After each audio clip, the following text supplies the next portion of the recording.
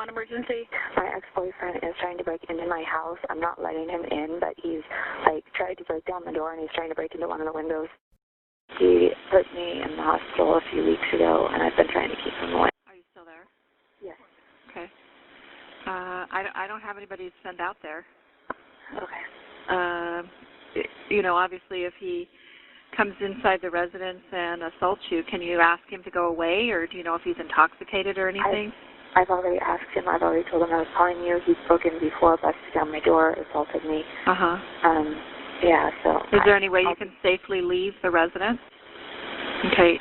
You do need to seek some kind of assistance as far as the restraining order goes. We talked about that.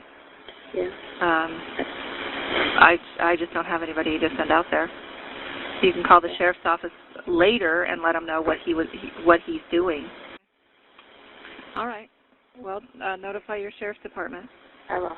Okay. Okay, and so you have this on record, though, that yes. I did call? Okay. Yes. All right, thank you. Bye-bye. Okay. That video we just played for you, as much as we would like to tell you that this was something that we made up, is an actual real-world event. The idea behind us showing you that is to get you to understand in your own mindset that it's not always going to be possible that when you call 911, someone's going to be there.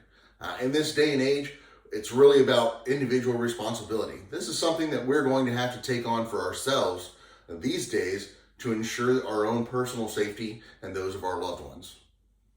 My name is John, and I'm one of the instructors here at the Marksman Training Center. Our training cadre here are all formed up of retired or former law enforcement officers, military veterans, and we spent a lot of time and effort to try and make sure that we put this program together, our use of force class, so that it highlights the skill set and the mindset that you're going to need to be able to go out there and survive a conflict or an encounter. This class is going to be divided up into 3 components. Our first component that we're going to talk about is actually having to avoid the fight altogether. People think that a gun is a magical shield. It's not. It's just a tool. According to the FBI, a physical assault or some type of violent crime takes place every 24.6 seconds daily. So how do we see that? How do we avoid that? That's our big piece, and that's what we want to try and make sure. We can avoid that situation before it ever happens. Number 2, understanding the law. What does the law say in my area?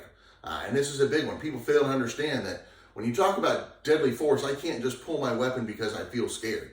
I have to be in fear for my life. I have to be in fear for someone else's life.